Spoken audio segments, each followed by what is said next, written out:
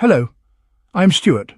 Before we start, we want to share that this video uses AI for graphics and voice, but all the information is manually researched by our team.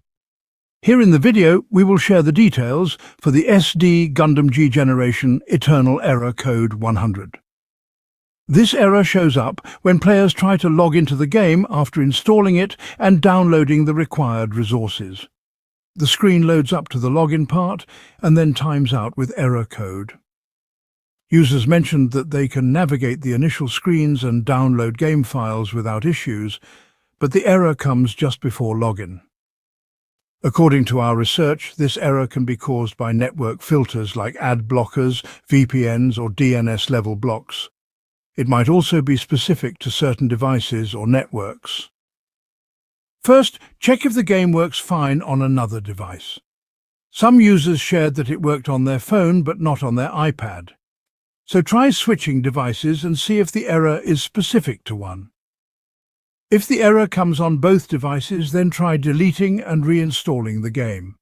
Once reinstalled, launch the game and check if the issue is fixed. If reinstalling doesn't help, then check for any ad blockers or DNS-level filters like Pi-hole.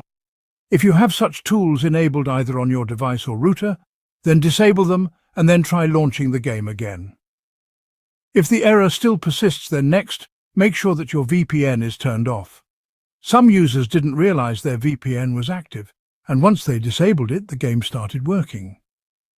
If the error still persists, then try switching to a different network.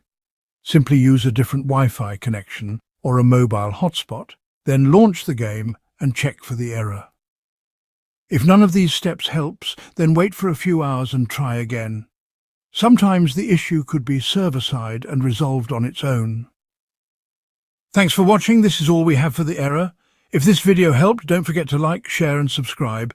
Have any questions or issues? Drop them in the comments below. See you in the next one.